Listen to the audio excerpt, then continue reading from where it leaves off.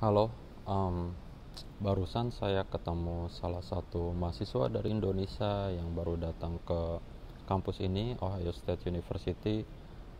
Kemarin saya chat beliau apa yang perlu saya bantu untuk settle in di kampus baru ini karena baru datang di Amerika Serikat. Nah, di video ini tuh saya mau share pengalaman saya, apa aja sih yang harus dipersiapkan untuk kita atau teman-teman yang baru datang ke Amerika Serikat atau mau prepare ke Amerika Serikat. Apa aja sih yang harus dipersiapin pertama-tama banget pas baru nyampe Amerika Serikat. Check it out.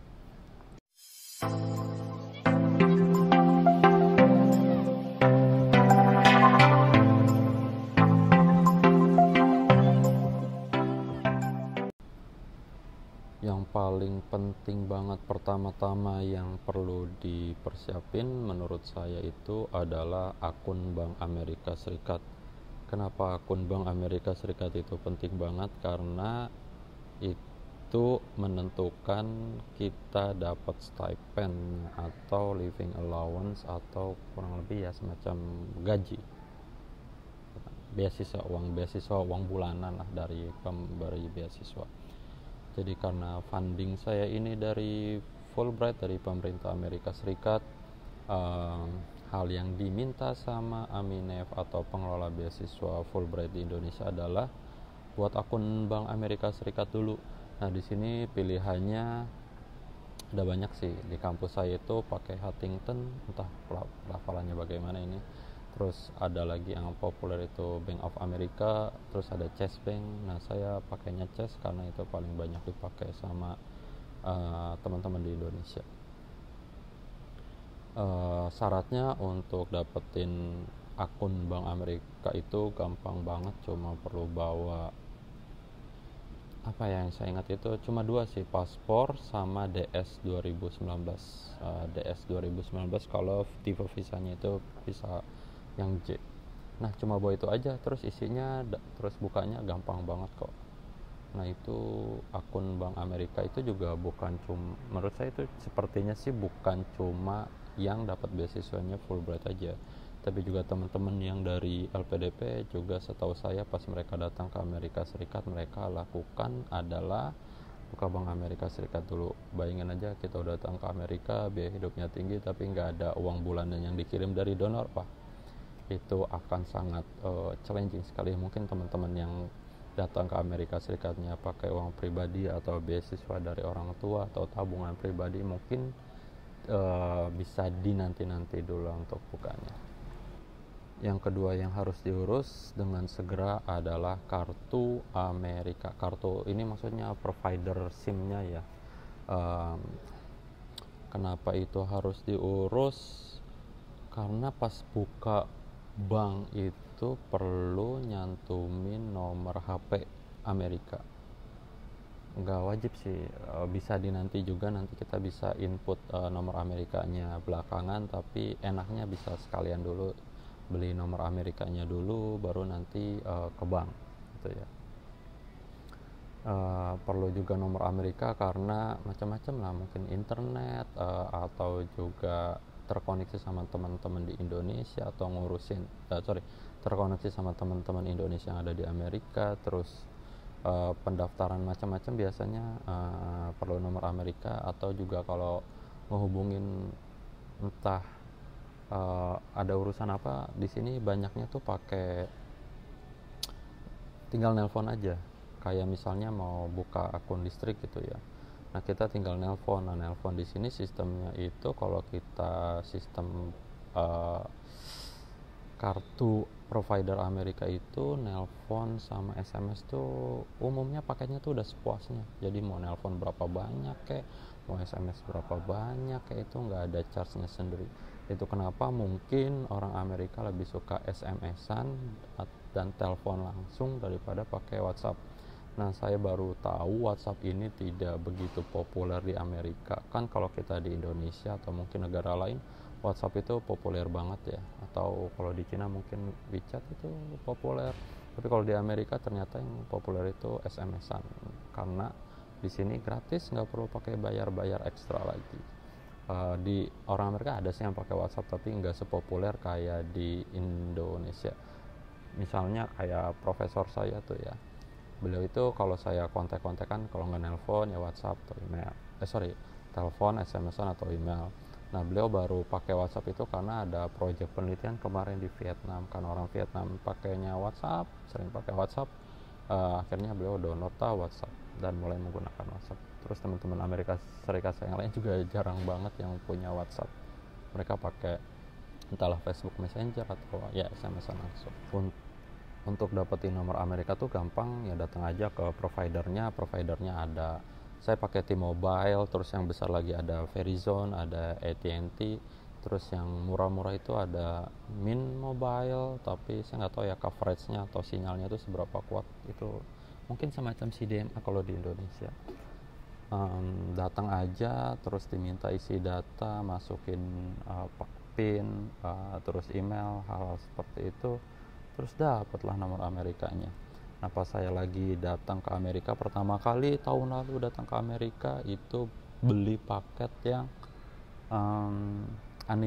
unlimitednya itu T-Mobile $50 sebulan. $50 tuh buat saya gede banget. Jadi kalau misalkan nilai tukar rupiah itu 15.000, jadi paket datanya itu 750.000. Wah, itu mahal banget. Akhirnya bulan depannya saya udah ganti paket yang $15 aja. Terus sekarang saya paketnya yang $10 aja, itu tapi cuma 1 GB. Emang internet lumayan mahal sih di sini.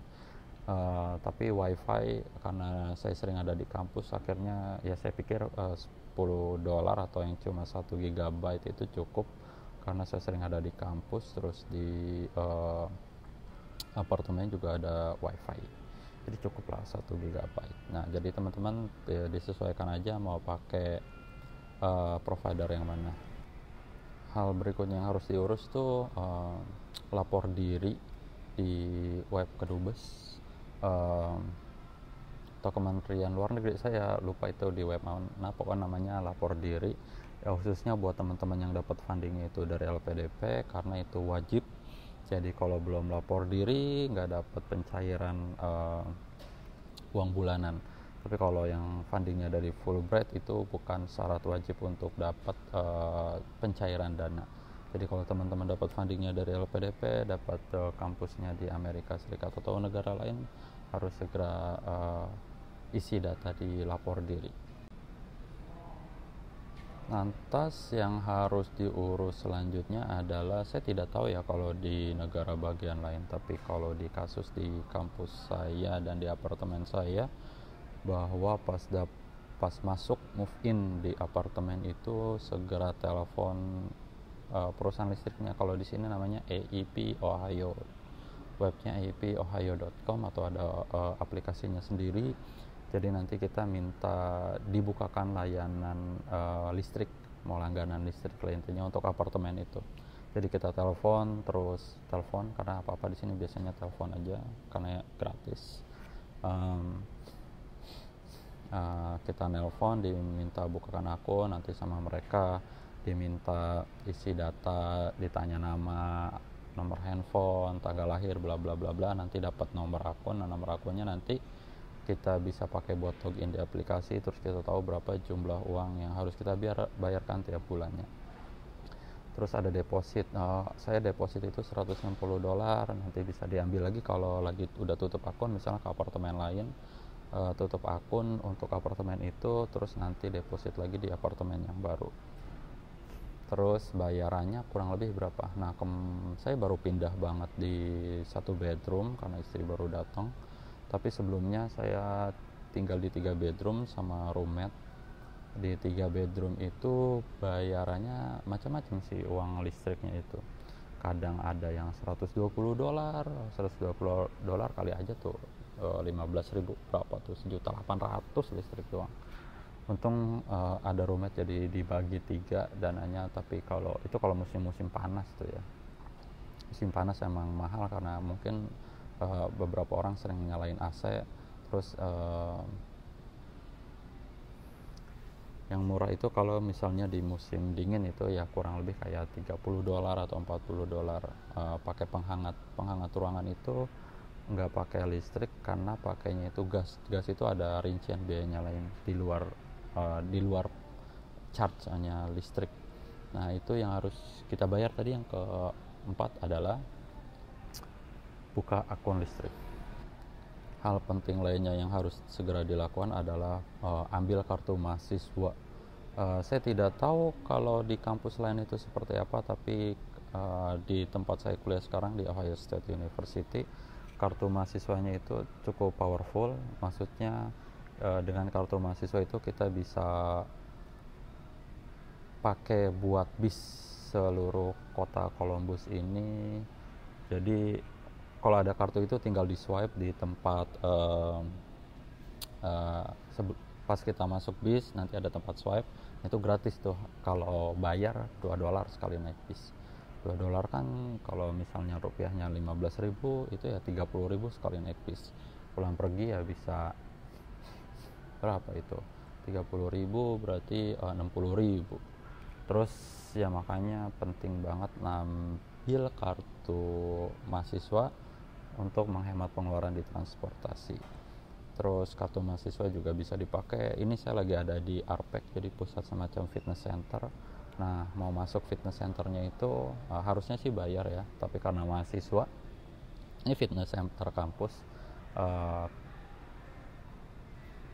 orang luar boleh daftar sini tapi charge-nya lumayan mahal. Tapi kalau mahasiswa dia udah masuk ke tuition fee, udah masuk ke biaya kuliahnya, jadi mahasiswa gratis, tinggal swipe aja masuknya. Jadi kita bisa olahraga sepuasnya di sini. Di sini ada lapangan basket, lapangan macam-macam, ada tenis, ada kolam renang. Kolam renang ada sekitar 6 kolam renang di dalam sini. Terus ada klub-klub karate, klub judo, klub macam-macam, ada banyak. Mau apa lagi ya, mau nge-gym, mau kalistenik, macam-macam ada di sini. Jadi kartu mahasiswa bisa dipakai dan harus segera diurus. Jadi teman-teman yang kuliahnya di kampus-kampus yang lain juga, saya saya kurang tahu gimana kebijakan kampus lain, tapi baiknya segera diurus. Mungkin bisa dipakai untuk akses beberapa fasilitas yang ada di kampus. Hal lain yang enggak kalah pentingnya harus segera diurus adalah nyari apartemen. Ini jelas ya harus dicari. Jangan sampai pas kita udah nyampe Amerika tapi kita belum dapat apartemen.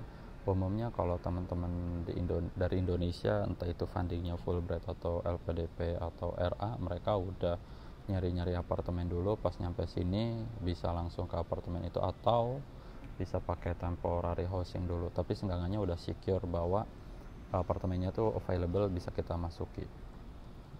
Namun ada beberapa kasus teman-teman saya dari negara-negara lain yang mereka pas datang ke sini belum dapat apartemen. Entah kenapa ya, mereka datang aja, terus mungkin karena sesama siswa internasional atau sesama background dari negara tertentu atau kebudayaan tertentu. Jadi ada teman-teman, misalnya nih ya, kemarin saya ketemu ada orang dari negara Jordania datang ke sini, jurusannya dia kuliah matematik, master degree, tapi belum dapat apartemen. Untungnya ada teman saya yang teman dia juga, tapi temannya baru kenal di sini doang, entah bagaimana mereka terhubung. Teman saya itu dari Mesir, kuliah jurusan teknik elektrik kalau tidak salah, dan S3. Nah ditampung tuh, boleh tinggal dulu sama teman yang dari Mesir dulu, orang yang dari Jordania itu. Nah yang orang Jordania itu masih nyari-nyari roommate, sampai sekarang tuh udah seminggu datang belum dapat apartemen. Karena apartemen kalau tinggalnya sendiri itu, kalau nggak bawa keluarga ya, itu baiknya bawa cari-cari roommate, karena untuk mengurangi biaya untuk apartemen. Biaya apartemen di sini di kota Columbus itu terbilang mahal. Saya tinggal di satu bedroom itu kurang lebih bayarnya itu $1.000 per bulan. $1.000 kalau dikali 15.000 itu berarti 15 juta sebulan. Nah jadi untuk mengurangi biaya-biaya macam-macam, bagusnya cari apartemen, cari roommate biar bisa sharing cost.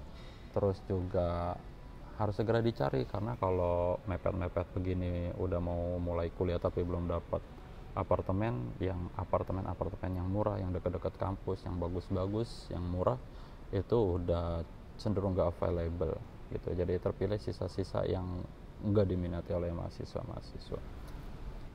Itu sih beberapa hal yang penting banget menurut saya untuk pas datang ke Amerika. Apa sih yang harus dipersiapin, dilakuin. Sebenarnya ada banyak, tapi listnya kalau diterusin itu akan panjang banget. Jadi saya pilih yang benar-benar urgent banget, harus segera dilakukan pas datang ke Amerika Serikat. Nah, demikian video singkatnya. Kalau teman-teman ada misalnya pengalaman yang lagi kuliah di Amerika Serikat, bisa nambahin di komentar ya. Oke, demikian video singkatnya. Terima kasih.